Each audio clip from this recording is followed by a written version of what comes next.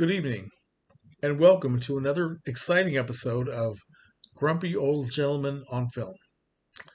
I'm your host, a grumpy old gentleman, and so we are a bunch of, well, I'm a gentleman. I'm not sure about the rest of these characters in the group, but they are grumpy. I'll give them that. So, why are we here? I have no idea. We are here to talk about our monthly project, which we all watch the same movie, then talk about it.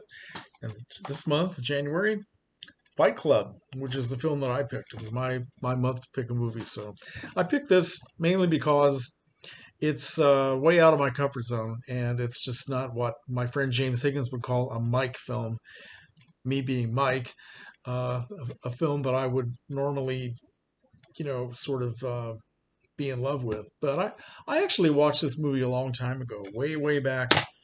I don't know. I don't remember when I watched it, but and I can't even remember if I rented it and or if I just recorded it off TV. It was a long time ago, but the film was made in 1999. I picked this used copy up, $3.33, and it's kind of beat up.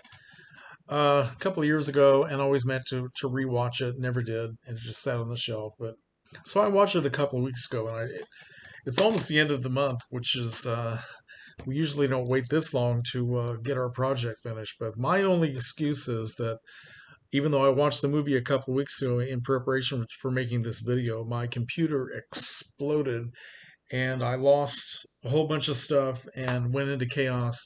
Went to get another computer very quickly, um, and I thought it would be easy to set it up and all that. But of course, I couldn't remember where I had written down all of my passwords, all of this information, and it was just kind of a nightmare. So that's my only excuse. I don't know what everybody else's excuse is, but I can't wait to hear. Anyway, Fight Club. So, Fight Club. I'm going to read what it says on the back of this DVD, just to give you a synopsis. We're not supposed to be talking about Fight Club because the number one and number two rules of Fight Club are that you never talk about it. But who gives a shit, right? We're going to talk about it tonight. So the critics said, mind blowing, bold, bruising humor, savagely funny. Yeah, that's true. That was all true. Okay, a ticking time bomb, Insomniac, played by Edward Norton, and a slippery soap salesman. Ah, that I like that alliteration there. That's good. Slippery soap salesman, played by Brad Pitt, channel primal male aggression. I used to have some of that. I don't have much of it anymore, but I kind of remember that I did have some of that. Aggression into a shocking new form of therapy. Their concept catches on with underground fight clubs forming in every town until a sensuous and mysterious woman, played by Helena Bonham Carter, her name is Marla. Oh, well, it's Marla Singer. Marla Singer. Sorry. Um, sensuous woman comes between the two men and ignites an out of control spiral toward oblivion. Oh, I like that. Oblivion. Okay. 1999 color, approximately 133, no, 23 minutes. Well, anyways, I can't. Print's awfully small. Directed by David Fincher. Interesting because David Fincher, well, I'm not really familiar with the name David Fincher, and then I was reading all of his um, filmography in Wikipedia. It turns out I've seen almost all of his films. I just didn't realize. But I've seen, let's see, 8 out of 11 feature films that he's directed. So that's not bad for me, who's living in the past all the time, actually getting that familiar with a modern director. I just never really associated him with this specific style. But I like this movie a lot when I first saw it. It has a very quirky set of characters and humor and all that. And everybody who knows me on YouTube knows that I don't get into violence and all this stuff and carnage and blood. But if you're gonna watch a movie called Fight Club, what the hell can you expect but have, a lot of violence? But it really isn't as bad as you might think compared to some action films. And I think the actors are good. I like all three of the lead actors, and also Meatloaf is in it. Meatloaf had breast implants, sagging breast implants. to make this film. I'm sure of that. I can't prove it, but it certainly looked like it. But he was very good. He was very funny. And uh, let's see.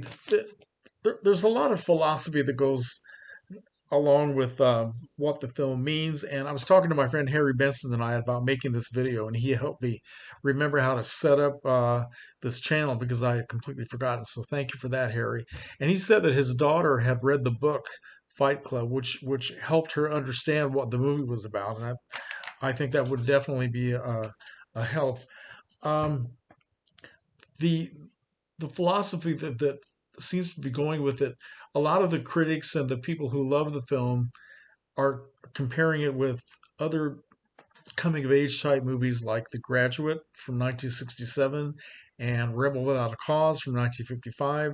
Both films that I love and that I tend to, because I'm of that generation, that generational period, I sort of identify with those films a lot more than I do Fight Club. I think Fight Club, to me, it doesn't have that heavy of a philosophical meaning, but I guess it does for a lot of people in that generation. So who am I to judge if they find that meaningful? But I will say one thing that I did read of all the stuff on Wikipedia that I was reading through tonight. This endless series of philosophical, analytical comments about the movie and what it means and what the illusions and all this sort of thing.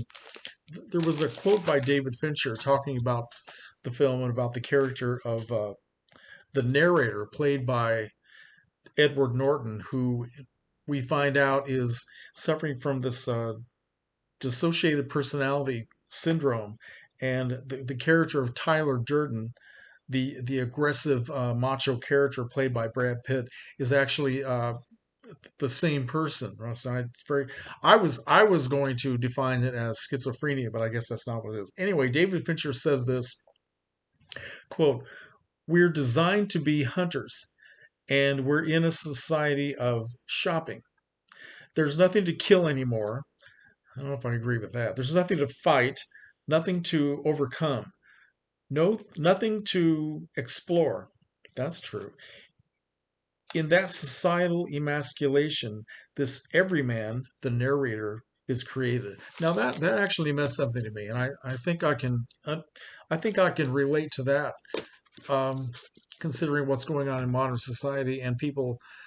Certainly, men are trying to search for identity and what it means to be a man in this insane world where it's even hard to find meaningful work that gives you some sort of a purpose and some sort of an identity. So yeah, I guess in that sense, I can get into it. What's interesting is that at the end of the film, it, I'm sure everybody's seen this, but the end of the film, these fight clubs have sort of evolved into to this ongoing program of chaos and destruction. It's called what Mayhem? Oh, I've already forgotten. Something Mayhem. Oh, Project Mayhem. That's it. Project Mayhem. And one thing that they do, they're trying to destroy property, business buildings. Um, one kind of building that they're trying to destroy, credit card companies, so they can free people of their credit card debt. But at the end of the film, we've got the narrator Tyler Durden slash standing with Marla, the sensuous woman played by Helena Bonham Carter. Helena Bonham Carter used to play elegant roles in English films like Lady Jane and A Room with a View, and then she came to America and decided to become another slut with a foul mouth. So she does it very well, I have to admit. But I think I'd rather see her as Lady Jane. Anyway, they're standing at the window on this of the skyscraper and watching other skyscrapers in the city uh, starting to collapse. Now, this was 1999, 2 years before 9/11. So I don't know if this is supposed to be prescient, but it's a little creepy to watch when you see it in hindsight after 9/11 and all that destruction, and certainly in the world we live in today. And I think that's all I want to say about Fight Club. I like I said, I did enjoy the film and had some trouble with this disc. One of these situations where this is a used disc, of course, and one of these situations where the film would stop and then sort of jog a little bit and then start again and finally would stop and then go to another scene. So it did that quite a few times. So even though I tried to wash it and dry it off well, it still kept doing that. So this is going to go in the trash after I get done with this video, and I doubt if I'll ever replace this and have another copy of Fight Club. But never say never. So thanks for watching, and we'll see what happens next month. Okay.